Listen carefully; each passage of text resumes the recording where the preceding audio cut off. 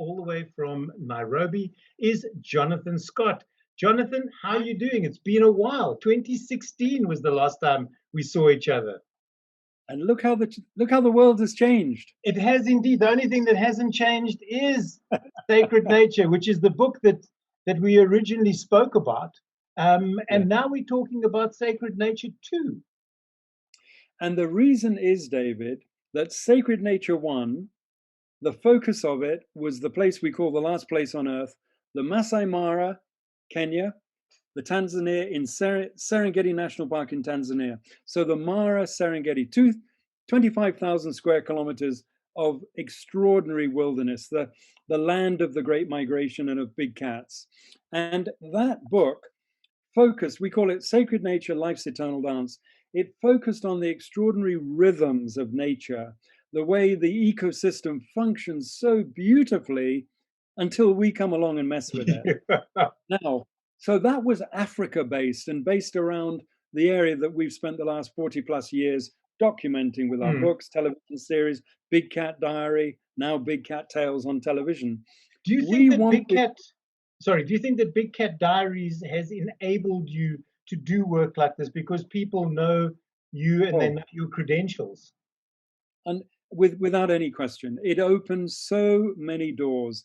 I mean, in the UK alone, at the height of its popularity, you were getting, just in the UK, 7 million viewers. You know, it was competing with the soap operas. It was a huge success. And in fact, you can still go onto YouTube and see clips. And we've managed to reinvent it as Big Cat Tales independently with a great friend from Australia, Abraham Joff. And that's now on Animal Planet. So, you know, the content and the area is, you know, it is no question, it's the best place to be if you're a wildlife photographer. The reason for Sacred Nature 2 is because, as Angie said, what we want to do, and so it's Sacred Nature 2, reconnecting people to our planet, because our belief is, with so many people now, 50% of the world, 60% living in urban areas, a lot of people have begun to believe they can live without nature. But they can't. No. It doesn't matter. It doesn't matter whether you think our technology is so clever, it can provide you with everything. Where does our technology come from? It comes from mining the resources of the natural environment. So we want to reconnect people to nature. And secondly, we wanted to do it globally.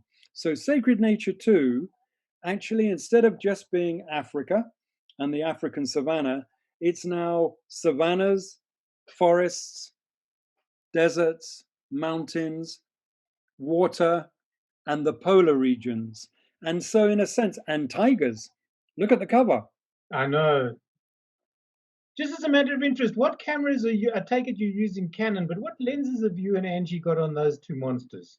Okay, so if you look there, I've got my hand around a fantastic lens in terms of versatility, which is a Canon 200 to 400 millimeter zoom, but David, an extra little element. It's got a built-in times 1.4 extender.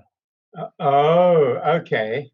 You get it? So now my 200 400 becomes a 200. That makes it, if you add the 1.4 to the 200 to 400, you've now got a 280 to 560. So it's almost a 60 mm lens. And the f4 doesn't change. You don't have to take the lens off the camera to put the extender on, so no dust. And then the lens Angie's got is a 600 millimeter, but quite often it's an 800. Oh, wow. And the f-stop on that? So the 600 is f4, and on the 800 is 5.6. Yeah, because one day they'll make an 800 f2.8, which will weigh about 1,000 kilos, and it'll cost you $1 gazillion. Okay, I'm so glad you mentioned that, because just for a little, you know, for the technical people, guess what? It's all about mirrorless cameras now. I'm sure you know that. Yep. So Canon is right up to their elbows in the mirrorless genre. And so because these new mirrorless cameras, you know, their ISO capability, their ability to allow you to shoot in very low light conditions without impacting hugely in creating grainy, noisy images. Funny you should say one day they'll make an 800 f4. No, you know what they're doing? They've just brought out an 800 f11. Now, in the old days, you would say, "Oh my God, that's way too slow." You know, Mm. you're not going to let in you can't let in enough light. What they're saying is, because they don't need to give you a great big f2.8 aperture, an 800 f11 for these mirrorless cameras, that new one, it's not expensive. Two, it's light. It's Yeah. incredibly light.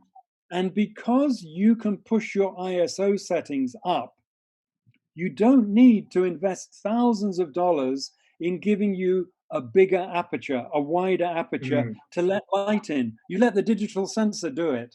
Yeah. And you use that with a full frame camera, with no Yes. cropped sensor, and Oh, my goodness oh, me. it's unbelievable.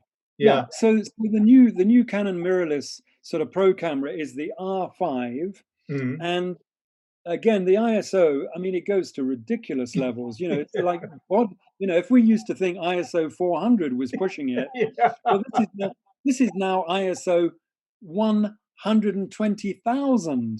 I know it's ridiculous. I look at my first film camera, and as you say, what we called back in the day ASA rather than Yeah. ISO. Yes. Yes. 200 was, I think we used to use a 120 film, Yes. which was about the top of the range. If you went to 400, you were going into territory that fools fear to tread in. I know, absolutely, because it would look like newsprint under a microscope. It would look so grainy. You know, the image would look really crappy.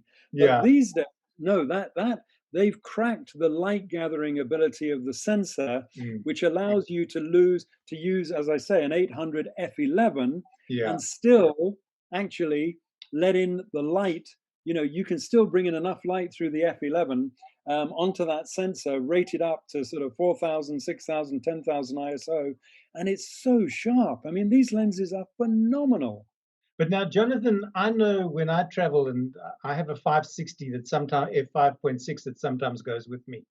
If you get on a plane with that, you've got to buy a seat for the thing.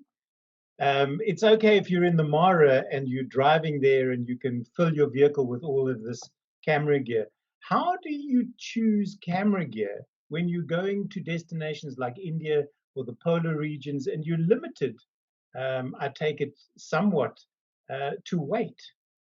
Okay, so that's a very, very good question, because one of the things we've learned is never, ever, doesn't matter about all these fancy Pelican cases, you know, for the big black boxes that the big pro videographers use and they put into the hold. Mm. We never put our camera equipment into the hold. So, like you say, how do you get it onto the plane? I'll tell you. And what part of it I've just been talking about with that, you know, the new Canon RF lenses. So the 500 f8 and the 800 f11, they're lightweight. So you can Ah, literally put those in a rucksack. And that's secondly, and this is a real trick, I have a camera jacket which I never actually wear, because if I did, I'd look like Michelin Man, and it's got 4 pockets on the front in which I have 4 camera bodies. And on the back of the jacket, it's got a zip up along the back, yeah. and and this is another, now here's another beautiful lens that they've brought out for these mirrorless. It's a 100 to 500 millimeter zoom. Now Ah, you think about it. If I'm going to India and I can carry this on because it's light. I've got a 100 to 500. I've got either a 600 or an 800 as my big lens, but I've got the 100 to 500. I can actually not even take a big lens, take the mm, 100 to 500 with a 1.4 extender. yeah. There you go, That's the you've got the trick. long end. And then, as a choice for a zoom lens, wide angle, there's a lovely image stabilized 24 to 105. And that is the other key thing. These days, you have to buy lenses with image stabilization. Yeah. You don't want to don't take a tripod. You don't need to. Yeah, I hear what you're saying. My go-to lens is a 50 to 500 that has traveled all over the world with me. Yes. And then I normally take I think I've got a 15 to 34 wide Yeah, angle or lovely. a 10 to 20, which Yeah, takes beautiful. care of the landscapes and sort of hotel rooms and things like that. Yeah.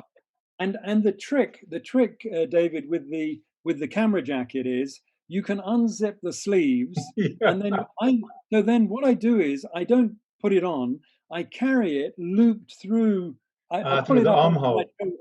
Yes, and then I've never ever been stopped. Okay, security, their eyes might pop open and say, "Wow, you got a lot of camera gear." They can look at it, but they Yeah, never say to me, "Sorry, you can't carry that on." yeah. They never say it. So, is volume two already available, or is this still in the process of being done? Because I should imagine looking at volume one or looking at Sacred Nature, the first book, this is not a book that gets thrown together over a weekend and 4 cups of coffee and a beer. No, this has consumed us. The images come from date back 40 years. A lot of them are much more recent, but they're everything from Africa, India, Ethiopia, East Africa, the polar regions, the Maldives. We cover every continent and every location, not every location, but we cover every landscape. Mm. And so what we've done is, and I mean, as I think I said to you earlier, there's always opportunity where it can appear to be a disaster. When COVID, so since March last year, we haven't left the house on safari. Right. We've been locked down. We haven't left. I'm 72, Angie's 68. Angie has lupus. So she's got an immune issue, and we have to be particularly careful. Right. But what it meant is, instead of sucking our thumb and feeling sorry for ourselves, we've said, great, we've created this book with our son and with our his fiance David, our son, designed both books, and he and And Tori, they designed the Kickstarter campaign. yeah. And so this last year has been putting together this book. And to answer your question, it will be in the shops and online from August 2021, August this year. But there's a Kickstarter campaign now where people can get it. It's an $80 book. It's an amazing value for that money. Yeah. And on the Kickstarter, it's going for $60. So you can order it now. I have to say, if it emulates the first book in any way, specifically your son's work when it comes to graphic Yeah. design, Yes. it is a book. And I said this to you when I interviewed you in 2016. It is a book that you can leave as an heirloom to your family, because it's one of those books that you can page through, yes, but you'll page through it very carefully. It's not a book that you want to break the spine of. It's a coffee table. It weighs 3 kilos. So Yes. it's not a coffee table book. It's a book that can be used as a coffee table. Put 4 legs underneath it.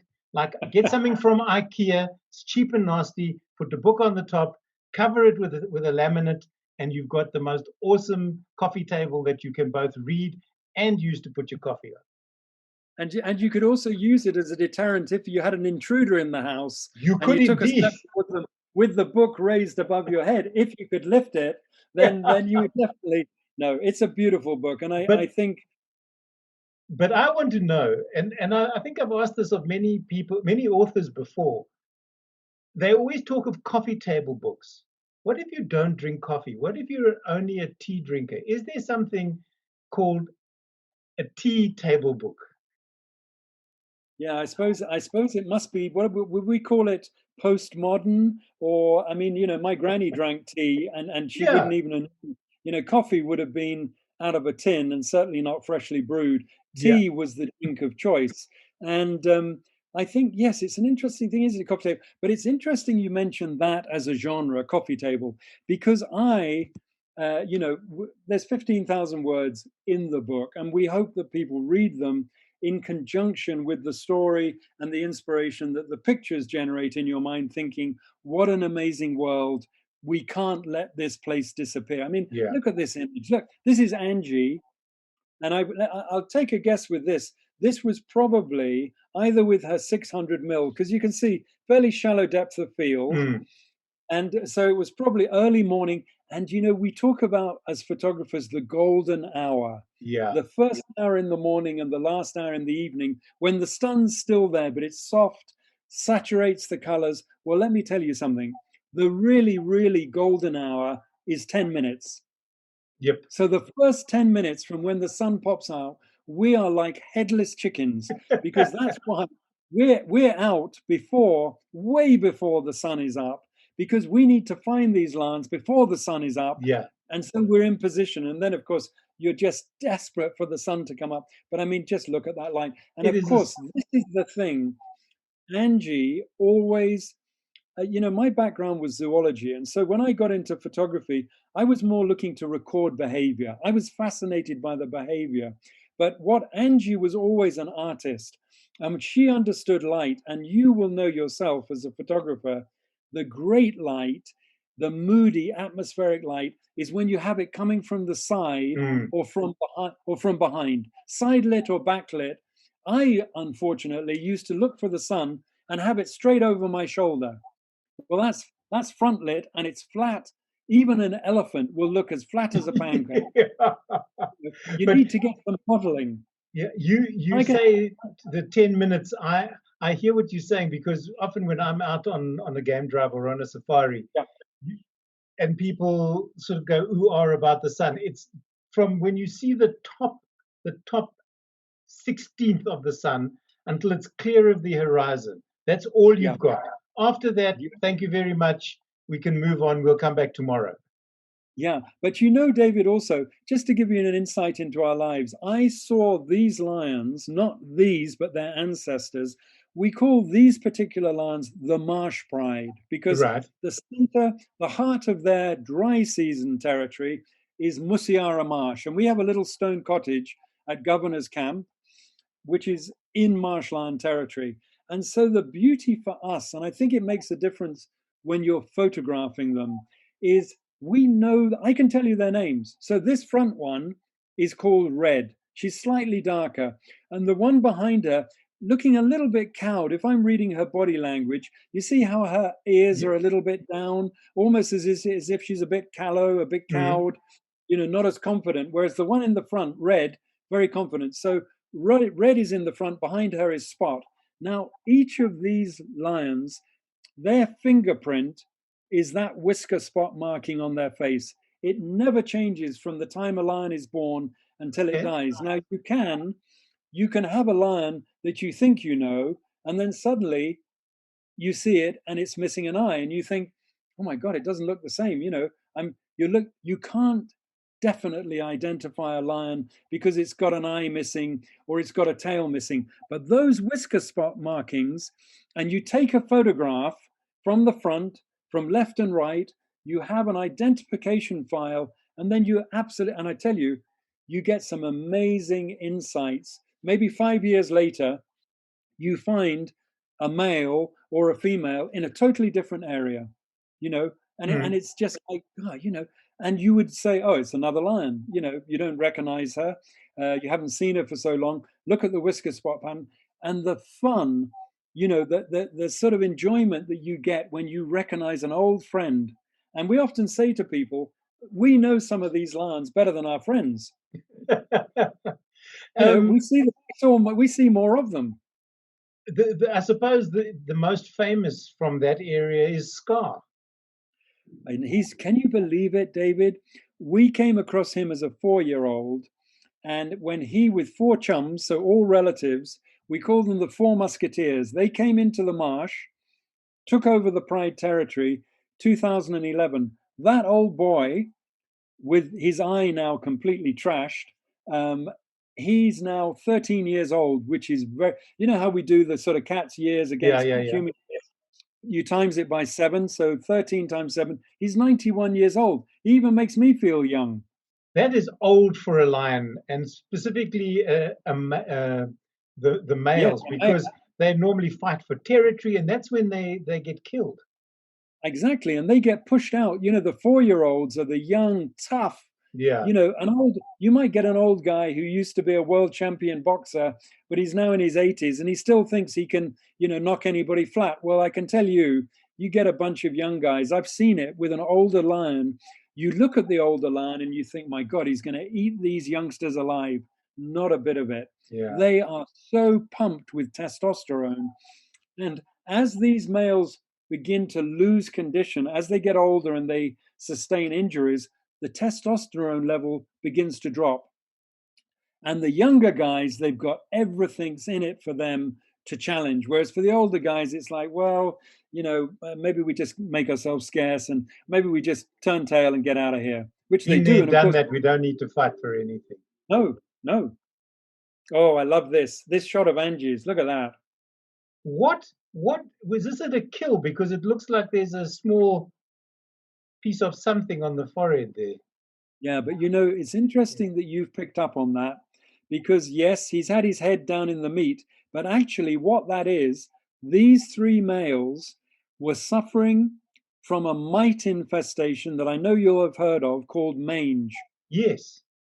And cheetahs, particularly if they're stressed and they have low immune function, their cortisol levels, they're so stressed, their cortisone levels, and these were 3, a coalition of 3 who were quite a handful, but they got mange. And what tends to happen with these cats, whether it's lions, leopards, or cheetahs, often they have the mite, which originally comes from domestic animals in the surrounding area. But they generally can tolerate the mite without it doing too much harm. But if they become stressed, low condition, undernutrition, stressed by competition, then the mites begin to get the upper hand. Okay. And then they get sores and incrustations of the skin, and they scratch the hell out of themselves. And these, can you see the edges of his ear? How the edges of his ear got a ragged? Yeah, they had mange. That's a good spot on. And then this is one of my favorites. Jonathan, before you say anything, can I ask you not to, you leap into your camera and I lose your eyes. Okay. No. I know you're very excited about telling the story, but I think the viewers want to see your face as well. So sit where you are and get excited from that position. Right. Okay. I love this picture. So this lioness was called Charm. And she was one of the characters from Big Cat Diary days. And she was part of a group of 3 young females born in the Marsh Pride, who we called the 3 Graces. But they were surplus to requirements in terms of the balance of power within the pride, because the territory is owned by the females.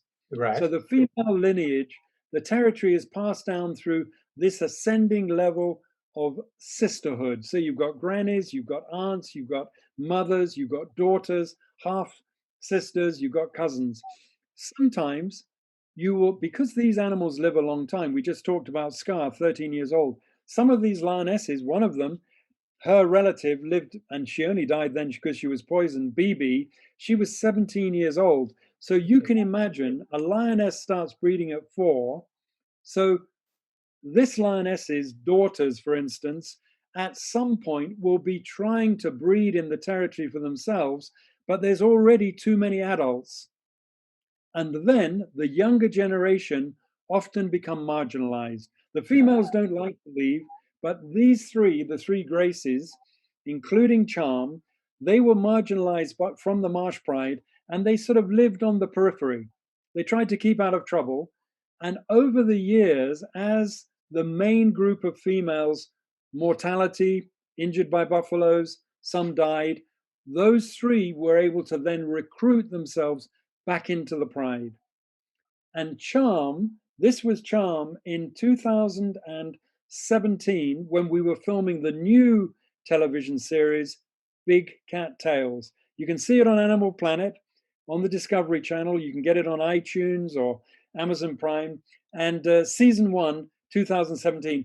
But I mean, look, even if you're a hardened, old, grouchy old bloke, which I know you're not, wouldn't you just look at that cub? You'd just say to yourself, I know. Isn't it just extraordinary? It makes it all worthwhile. I think as photographers and as wildlife enthusiasts, we all look for that shot. Absolutely. And this may well be a shot. Because I mean, it's the composition. You couldn't have posed. Was this one of yours or one of Angie's? No, this is Angie, and it's at what is behind her is the remains of a huge fig tree, which is just broken down now, and it's a favorite place the little cubs can creep in amongst the rubble of the tree. So Yeah. these lionesses love it as a den site You, in you, the marsh, yeah. in Musiara Marsh. You could not pose a picture better if you tried. You know, No. do one of those pet photograph sessions and say to her, please, will you lick the one cub and let the other one look straight down the lens of the camera? You know, David, we posted this on Jonathan and Angela Scott Facebook just before the launch of the Kickstarter. Right. It had over 80,000 likes. Wow. I mean, you can't really go wrong with that.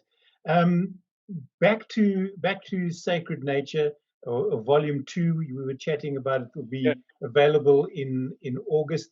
Yes. This particular tiger, from which reserve in India? So that particular tiger, that was taken in Kana National Park, in Okay. Kana. And of course, you know, one of the things about India is, which is, you know, problematic for the tiger, is that unlike, you know, you think of the Serengeti, it's 14,000 square kilometers, you know, it's 8,000 square miles. It's the size of the Kruger. It's Mm, huge. The Selous in southern Tanzania is the size of Switzerland. The tiger reserves, the forest reserves in India are tiny. yeah. And so the challenge now, and the way they're trying to keep the population genetically viable, is to try to create wildlife corridors between, you mentioned that you went to Pench, one Yeah. of the parks. And so between Pench and some of the other reserves, they're trying, but I mean, you know, there is a tide of humanity Yeah. with cattle and people wanting to cut the grass and cut wood. And so it's a real challenge. But as somebody said, and this is a real vote of optimism and confidence, the program, the sort of management plan for the India tiger population says that even if one subadult tiger is able to get through between, say, Pench and Ranthambore or wherever is the nearest other contiguous area, even if one animal gets through from time to time, that will be sufficient to keep the genetic, you know, so as you don't get Yeah. inbreeding beyond a degree that it becomes, you know, a real issue. Problematic. Jonathan, with I mean, going back to this monster here, if I can Yes, get away from sharing the screen from for a moment. tigers. Yeah, I mean, this is enormous. yeah. How do you, and Angie for that matter, sit down and edit the images? What did you start off with as images? Because friends of mine, when they did their last book, they started off with 72,000 images and whittled it down to 120, I think, or 100, somewhere around Yeah. there. And they had to bring in outside help because they themselves, it was like trying to ditch a child. You know, which Yes. child do you get rid of? Is it the Yeah. same for you guys, or are Yes. you seriously, um, what's the word I'm looking for? Focused, pun intended, on which Discipline. ones to get rid of? Are you disciplined enough? Yeah. So that's a good question. Firstly, we have an archive of, I should think, about 600,000 images, 600,000. And Angie does all the filing and editing, and she uses Lightroom, which you're probably familiar with. But what's interesting about this book is that our son, when he agreed to design the book, because this was 2016, he still had a job. He's now self-employed and working with us, helping manage our business. But he was working for a company called Eventbrite, which manages tickets and whatever. Anyway, he was their creative director, and he loved the idea of the book. And he said, "Okay, mom and dad," he said, "but this is going to have to be on my terms." He said, "I will design the book, but," he said, "I have to have a final say on the images." And he said, "What I don't want you to give me, I don't want wildlife images. I don't want behavioral images. I want images that speak to you in terms of they bring something about the quality of life, about the character of the landscape or of the individual animal. I don't want a picture of lions mating. I don't want Okay. to, I don't want to see a lion yawning.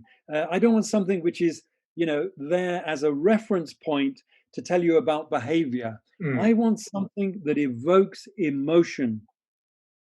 So that was his starting point. And then, secondly, because you almost said it yourself, which is in writing and as journalists, there is this wonderful phrase which is murder your darlings. Okay. Now, you see, the thing is for photographers, I might get incredibly excited because after 40 years, I finally get a picture of lions attacking a giraffe. Sounds a bit gruesome, but as a photographer and a wildlife person, there's always something you wish, Yeah. oh God, I'd love to see that. Okay, so now you get your shot and you want to show it to everybody, and you're so excited and proud about, my God, look at that. And somebody might say, well, so what? Yeah. You've got to actually distance yourself. And that's why so often, I know with National Geographic, there's a lovely lady called Kathy Moran. She's the picture editor. And she says, photographers are great at taking pictures, but they're not necessarily the best people to edit their own work. Yeah.